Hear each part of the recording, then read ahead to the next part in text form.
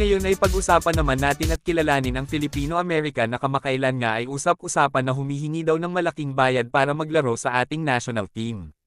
Tingnan natin kung karapat-dapat nga ba ang malaking sahod sa kanyang stats at kaya nitong ibigay sana sa Gilas.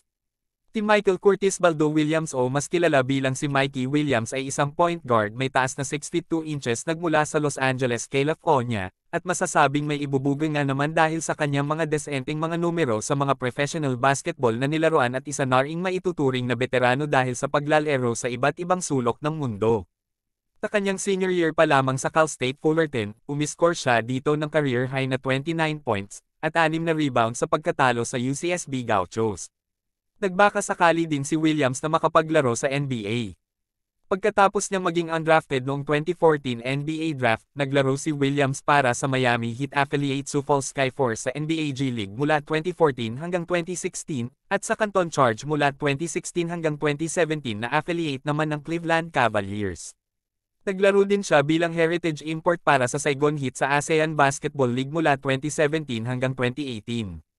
Pagkatapos ay naglaro siya para sa Gensan Warriors ng Maharlika Pilipinas Basketball League mula 2018 hanggang 2019, kung saan nagtala agad ito ng 27 points at 10 rebounds sa kanyang unang laro dito at nag-average siya ng 15.9 points, 6.6 assists, 5.1 rebounds, at 1.1 steals per game.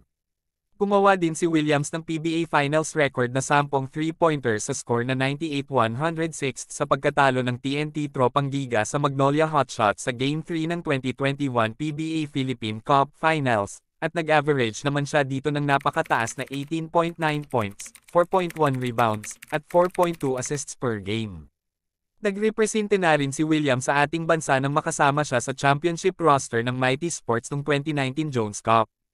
At sa Dubai International Tournament noong 2020. Sa loob naman ng halos 3 taon ni Williams sa PBA ay ito ang mga parangal na kanyang nakuha. 2 times PBA Champion, 2 times PBA Finals MVP, PBA All-Star, 2023, PBA First Mythical Team, PBA Rookie of the Year noong 2021, PBA All-Rookie Team, at PBA Scoring Champion pa. Ngunit ang tanong ay, maasahan pa nga ba kaya itong si Williams sa loob ng court sa kabila ng kanyang edad ngayon na 31? Para sa akin ay maasahan pa naman ito dahil sa kanyang huling season sa PBA ay may average pa ito na 18.4 points, 3.9 rebounds, at 4.1 assists. Goods na goods pa yan, at nasa kanya pa rin ang athleticism, mala-crisp na jump shot, at bilis sa paglalaro. Pero makakapaglaro pa nga ba kaya ito sa PBA sa kabila ng lumabas na kontrobersyal na issue? Ikaw bro, ano ang komento mo kay Mikey Williams? At huwag mo na rin kalimutang mag-follow, subscribe sa ating channel. Maraming salamat sa panunood.